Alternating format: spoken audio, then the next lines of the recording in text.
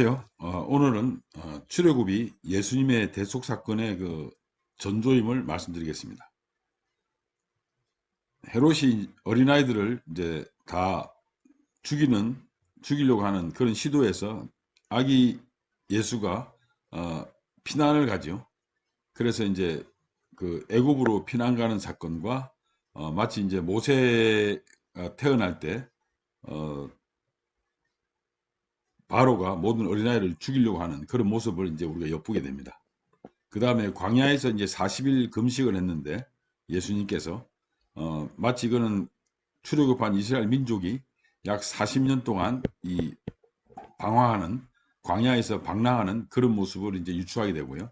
그 다음에 6월절의 어린 양의 그런 모습이 어, 동일하게 이제 유추해 볼 수 있습니다. 또 하나는 어, 홍해를 건너게 하는 그런 사건을 우리가 이제 엿보게 되면서 홍해를 갈라가지고 이스라엘 백성이 건너고 그 다음에 애굽의 군인들이 쫓아오는 것을 그 바닷물이 덮는 이런 것을 이제 보면서 또 예수님께서 바다를 잠잠하게 하는, 그러니까 바다 자체까지도 그 어마어마한 사건이죠. 그것을 마음대로 좌지우지할 수 있는 그런 것은 신만이 할 수 있기 때문에 이런 것을 이제 우리가 비교할 수 있습니다.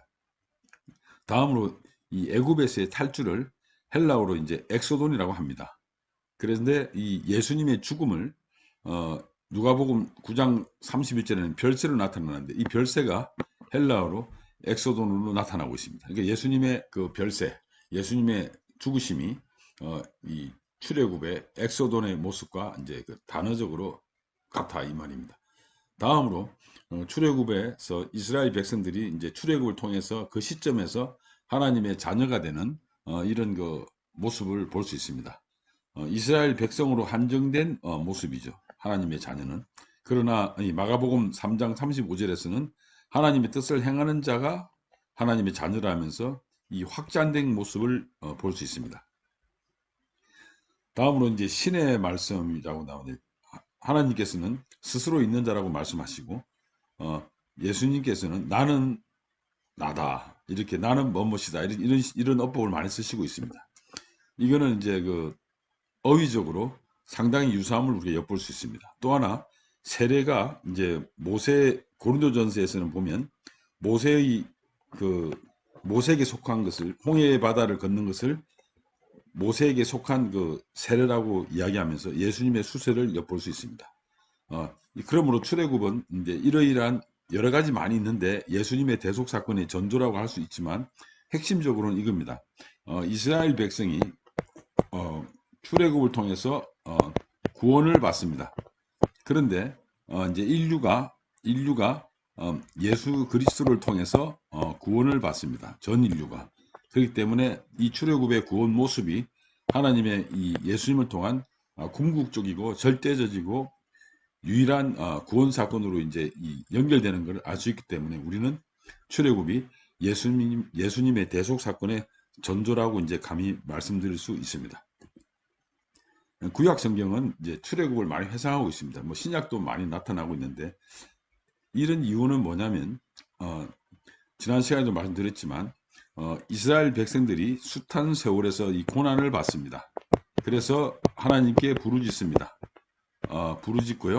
그 다음에 하나님의 구원을 바라는 것입니다. 이 사건의 가장 그 정점이 바로 출애굽 사건입니다.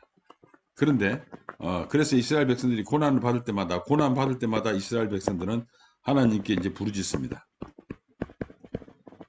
이런 것이 이들의 삶에 나타나기 때문에 계속 나타나기 때문에 이 사람들은 지금 고난받는 이 시점에서 그 옛날 출애굽할 때 하나님의 구원을 계속 회상하는 거죠. 그렇기 때문에 성경에는 이런 모습들이 자주 나오고 선지서에도 많이 등장하고 있습니다. 출애굽 12장에 보면 이후에 너희의 자녀가 묻기를 이 예식이 무엇을 뜻하냐 하거든 너희는 이르기를 이는 여호와의 유월절 제사라 이렇게 이제 말하라고 하면서 왜냐하면 하나님께서 우리를 구원했다. 너희를 숙여 이제 너희들은 경배했다. 뭐 이런 이야기들을 계속 언급하고 있습니다. 그런데 출애굽 13장에 보면 이들이 이걸로 끝나는 게 아니라 손에 기호를 담고 미간의 표를 삼는다는 말이 나옵니다. 이게 무슨 말이냐면 이 손의 기호는 여기에 테필린이라고 하는데 여기 있습니다. 손의 기호 이렇게 묶어 있는 표시를 보죠. 그래서 뭐 아주 오래되진 않았지만 노아라는 그 영화에 보면 마지막에 그 후손 중에 한 명이 손에 이렇게 비닐 같은 걸 탁 하늘로 이렇게 던지는 걸 봤을 겁니다. 뭐 손에 묶여 있는 걸 이렇게 풀어버려요. 그거는 뭘 의미하냐면 나는 이제 그 하나님을 이거를 하나님을 뭐 여호와의 종교를 따르지 않겠다 이런 그 이방으로 가겠다 뭐 이런 의미도 있습니다. 이걸 띄었다는 거는 그 다음에 이제 손의 기호고요. 이 미간의 표가 요겁니다. 유대인들은 정통 유대인들은 이런 거는 많이 들고 다닙니다. 저 머리에 이제 묶고 팔에 이렇게 매듭을 짓는 이런 걸 볼 수 있습니다. 그럼 이 손의 표시나 또는 미간의 표는 이 손은 육체적인 노동을 의미합니다. 그 미간은 이제 머리 안에 생각을 이제 말하는데요. 그러니까 노동을 하든 뭐 앉아 있든 움직이든 쉬든 생각을 하든 일을 하든 간에 항상 하나님을 기억하라는 그런 의미를 가지고 있습니다. 이 테필린이라고 하는데 이 양피지에선 문구가 있습니다. 조그만 이 성구가 있는데 이 성구를 넣는 가죽함이죠. 그래서 여기에 이제 4개의 성구가 들어가는데 이 4개의 성구가 이런 뜻입니다. 전부 다 출애굽과 연관되는데 뭐냐면 출애굽에 하나님께서 이스라엘을 구원시킨 사건을 기억하라는 겁니다. 그 다음에 출애굽의 구원을 감사함으로 하나님께 드리라는 거예요. 기억하라, 드려라. 그 다음에 마음을 다하고 뜻을 다하고 힘을 다하 여호와를 사랑하라. 사실 이 말은 사랑이라기보다는 뭐 존경하라, 경외하라, 뭐 이런 뜻이 되겠죠. 그래서 그 다음에 이제 기억하고 드리고 하나님을 사랑할 때 너희가 하나님의 복을 받을 거다. 그러나 이제 여긴 또 반대적인 의미도 있습니다. 이렇게 못할 경우에는 벌을 받는다는 내용도 이제 신명기에 등장하는데요. 이런 의미를 항상 이 사람들은 이제 이 출애굽 사건이 약 3,500년 또는 뭐 3,300년 전에 일어났다고 본다면 그동안 이것을 아직까지도 이스라엘 백성들이 이런 성구를 연 것을 기억하고 있다는 것은 달리 말하면 출애굽이 이들에게 얼마나 그 삶에 아주 영향을 미치고 이들의 신앙에 역할하는지를 알 수 있습니다. 아마 세상에서 이렇게 가장 오래된 역사적 어떤 신앙을 지닌 민족은 이들밖에 없을 겁니다.